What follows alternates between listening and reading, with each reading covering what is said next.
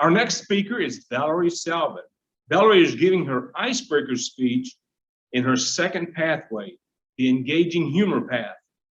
She wants us to know about what she calls her one cliche superpower. Before she is finished, she will share the secret of this superpower with you. Giving a speech called My One Cliche Superpower, please welcome Valerie to the lectern.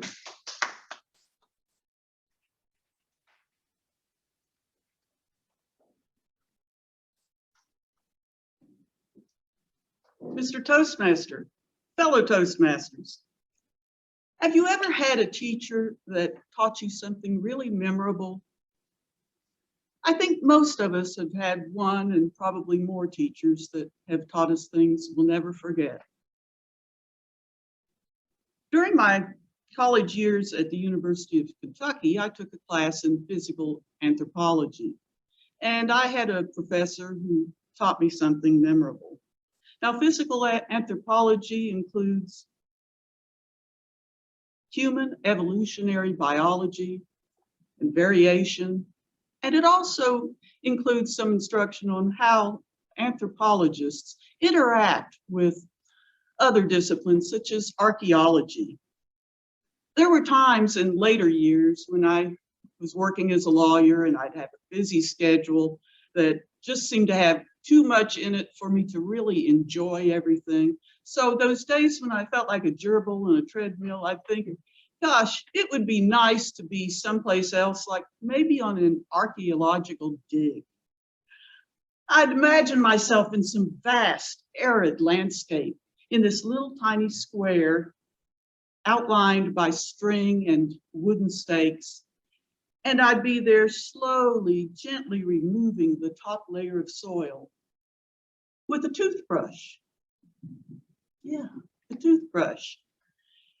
And I wouldn't have to think about anything else all day except slowly, gently revealing maybe a arrowhead, a broken shard of pottery, or maybe a mastodon tooth. It sounded relaxing. The professor who taught my anthropology class was relatively young, probably an assistant professor or an associate professor. I no longer remember his name, but I remember one exam question vividly. It was one that I missed, and it baffled me.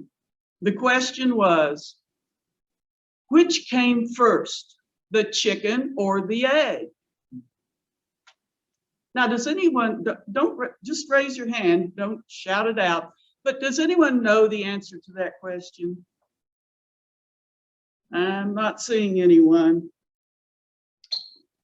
Well, I didn't know the answer to it either, and I didn't remember it being discussed in class. I'd heard that question used a lot when I was younger, and when people brought it up during a conversation, they just go on. Nobody answered it. I just assumed it was a rhetorical device, and it was just something you tossed out because the point was nobody knows which came first. Or so I thought. It's good for a class to present a challenge. And maybe that although it's fun to coast through a class that you know the subject matter pretty well and not have to struggle too much on the tests. It's an eternal truth that you may forget a lot of things that you learned during your schooling, but you never forget that question you missed on an exam. Just like the fish that got away was always the largest, the exam question you missed was the most memorable. But over the decades, I found that the chicken and egg question still isn't anything that the people I talk to know the answer to. I guess I don't know enough anthropologists. But knowing the answer off the top of your head, I've learned, is a great party trick.